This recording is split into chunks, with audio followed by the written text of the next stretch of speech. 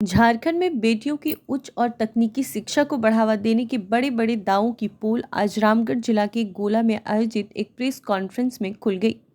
रामगढ़ के गोला प्रखंड अंतर्गत हुप्पू केनके में 104 करोड़ 37 लाख रुपए की भरी भरकम लागत से बनी राज्य के पहले सरकारी महिला इंजीनियरिंग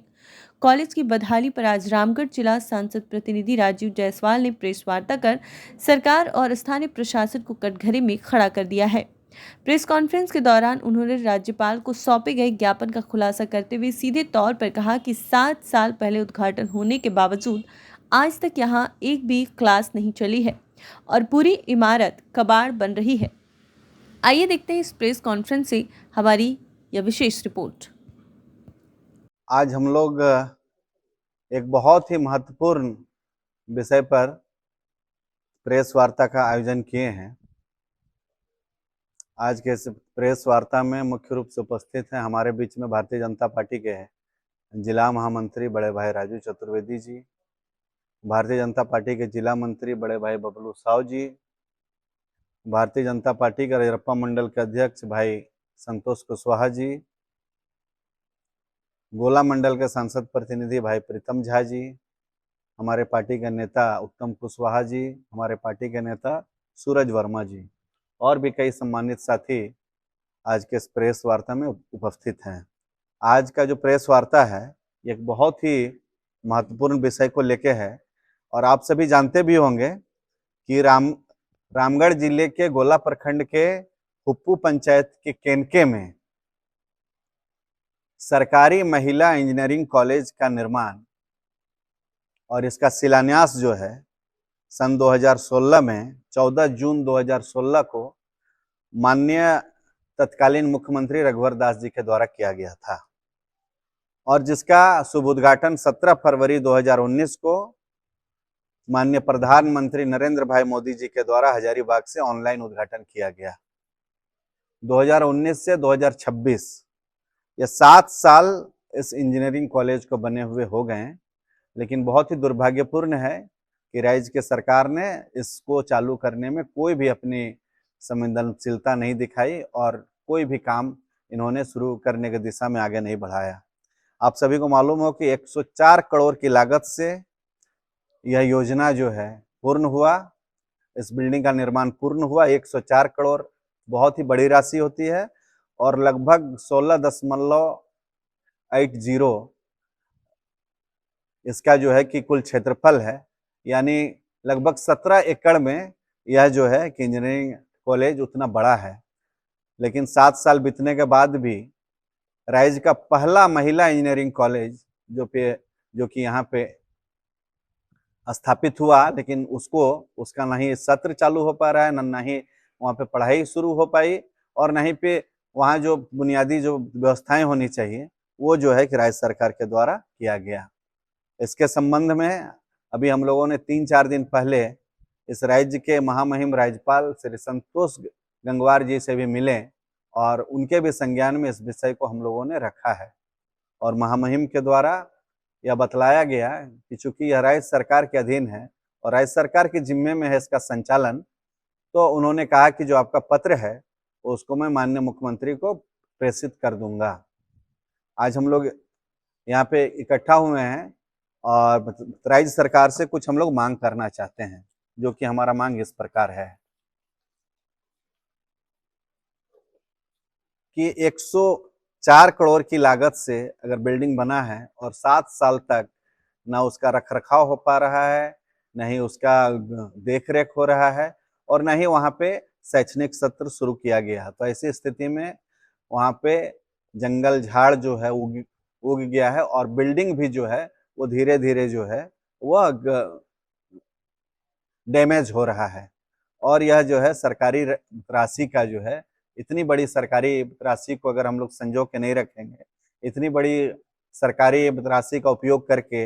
या बिल्डिंग बना अगर उसको हम लोग संजो के नहीं रखेंगे तो राज्य के लिए एक बहुत बड़ा नुकसान होगा और खास करके राज्य की बेटियों के लिए, कि बेटियों को डेडिकेटेड पूरे राज्य में एकमात्र यह शिक्षण संस्थान इंजीनियरिंग कॉलेज है और जिसको नहीं शुरू करवा के जो है हम अपनी बेटियों के साथ भी जो है उनको भी हम लोग छलने और ठगने का यहाँ की सरकार जो है कि काम कर रही है। राज्य सरकार के हम संज्ञान में लाते हैं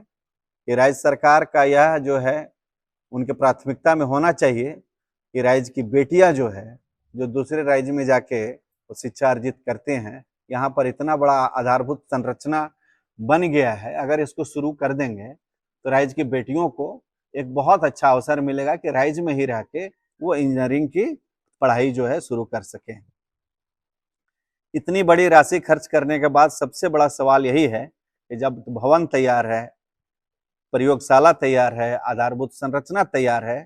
तो नियमित शैक्षणिक सत्र क्यों नहीं चल रहा है? यह राज्य सरकार को जवाब देना चाहिए। यह सवाल रामगढ़ की जनता का है, यह सवाल झारखंड की बेटियों का है और जिसका जवाब जो है राज्य के सरकार को देना होगा। सरकारी संपत्ति के रख रखाव पर भी जो है गंभीर सवाल है कि लंबे समय तक संस्थान का नियमित उपयोग नहीं होने के कारण परिसर के कई हिस्सों में जंगली घास और झाड़ियां उगने की स्थिति में हैं। यदि समय रहते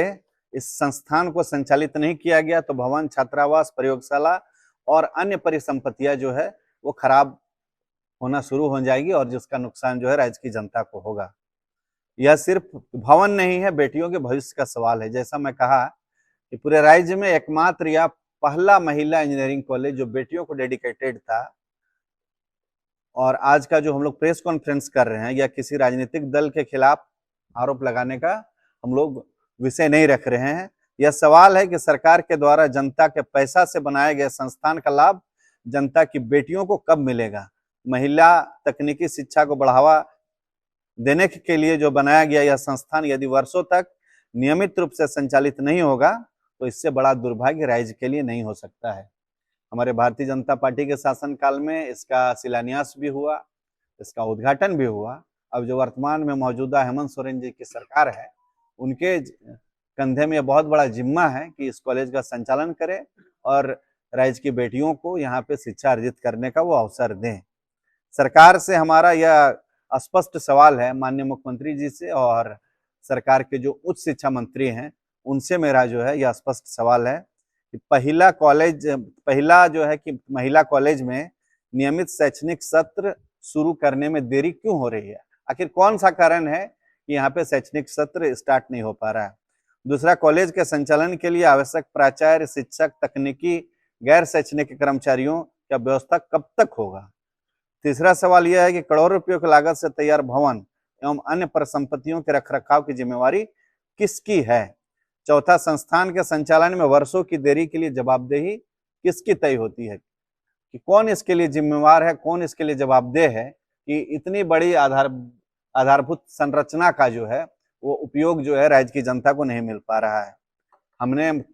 महामहिम राज्यपाल से इस विषय पर हस्तक्षेप करने का भी आग्रह किया है कि माननीय राज्यपाल जो है, महामहिम राज्यपाल जो है वो हस्तक्षेप करते हुए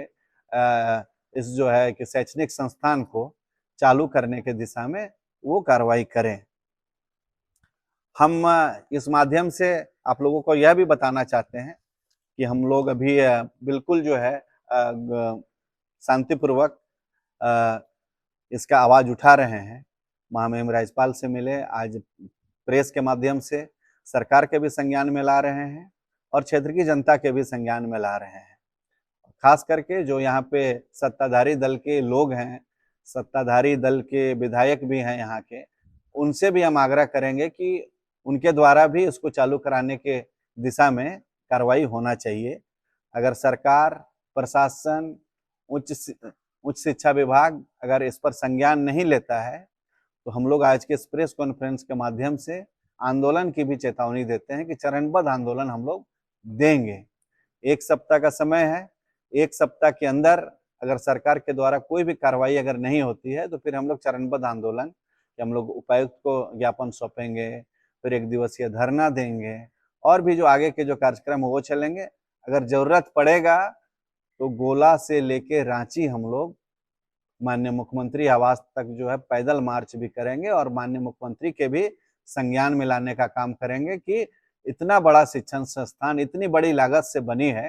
तो बिल्कुल शुरू होना चाहिए। 7 साल तक सरकार इस विषय पर कोई भी कार्रवाई नहीं कर रही है, कोई भी संज्ञान नहीं ले रहा है। यह सीधे जो है कि राज्य की बेटियों के साथ जो है छलावा है। राज्य की बेटियों को जो ठगने का काम यहाँ की सरकार कर रही है। सरकार के प्रथम प्राथमिकता में राज्य के जितने भी बच्चे हैं, महिलाएं हैं, जो बेटियां हैं, उनको हम अच्छा से अच्छा शिक्षा यहाँ पे उपलब्ध कराएं। और जब इतना बड़ा स्ट्रक्चर, इतना बड़ा इंफ्रास्ट्रक्चर बन गया है तो उसका उपयोग जो है जल्द से जल्द होना चाहिए। अभी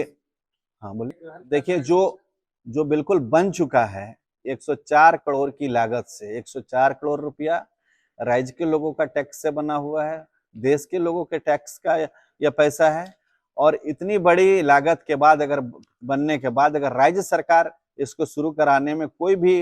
कदम आगे नहीं बढ़ा रहा है तो ये काफी दुर्भाग्यपूर्ण है। और रामगढ़ ही नहीं, पूरे झारखंड की बेटियों के साथ ये बहुत बड़ा छलावा है, बहुत बड़ा उनके साथ ठगने का काम हो रहा है। स्पष्ट बताता है कि राज्य सरकार की उदासीनता का परिचायक है। जिस महिला इंजीनियरिंग कॉलेज को भाजपा सरकार के मुख्यमंत्री आदरणीय रघुवर दास जी के नेतृत्व में राज्य में पहला महिला इंजीनियरिंग कॉलेज रामगढ़ जिले को देने का गौरव हम सभी को प्राप्त हुआ था, और जिसका ऑनलाइन उद्घाटन देश के यशस्वी प्रधानमंत्री माननीय नरेंद्र मोदी जी के द्वारा हजारीबाग आगमन पर ऑनलाइन किया गया था। उस महिला इंजीनियरिंग कॉलेज को 7 साल बाद भी चालू नहीं करना राज्य सरकार की विफलता और उनके नाकामी का परिचायक है। शिक्षा विभाग की उदासीनता, राज्य सरकार की उदासीनता के कारण, जैसा कि हमारे सांसद प्रतिनिधि के द्वारा बताया गया, कि बिल्डिंग भी लचर अवस्था में पहुंच रही है, जो चिंता का विषय है। 104 करोड़ रुपयों के लागत से बना ये महिला इंजीनियरिंग कॉलेज जो आज तक चालू नहीं कराया जा सका, जो 17 एकड़ लगभग जमीन पर है, इसका मतलब कि बहुत बड़े क्षेत्रफल में इस महिला इंजीनियरिंग कॉलेज को स्थापित किया गया था।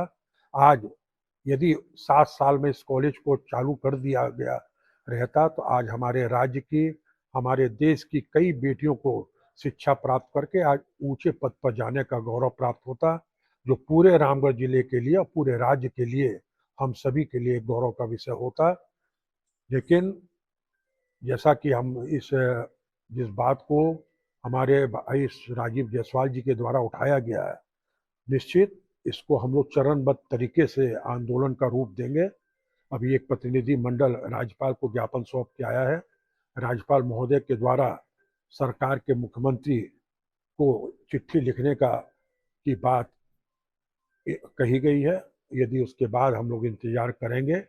उसके बाद 1 हफ्ते के अल्टीमेटम के बाद फिर ये हम लोग तैयारी करेंगे कि हम लोग को किस रूप में चरणबद्ध तरीके से इस आंदोलन को देके इस महिला इंजीनियरिंग कॉलेज को शुरुआत कराने में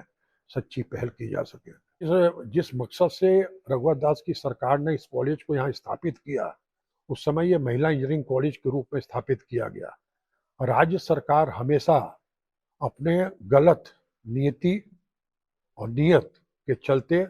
हर बात को घुमाने का कार्य करती है। बाद में यदि इंजीनियरिंग कॉलेज का प्रारूप देने का प्रयास किया गया है